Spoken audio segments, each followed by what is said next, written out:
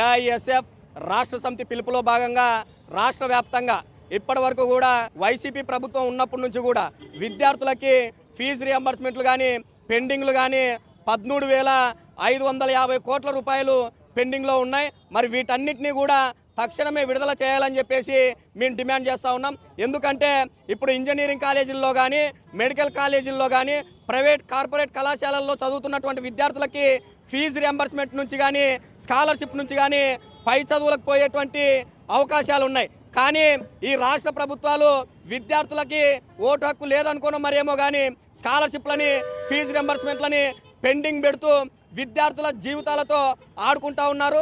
మరి దీంతో పాటు ఎన్నికల ముందర మరి ఇప్పుడు ఉన్నటువంటి టీడీపీ ప్రభుత్వం ఉన్నటువంటి లోకేష్ గారు జీవో నెంబర్ 77 ఏదైతే ఉందో మరి పై చదువులకు పోయేటువంటి విద్యార్థులకు శాపంగా మారినటువంటి జీవో నెంబర్ 77ని కూడా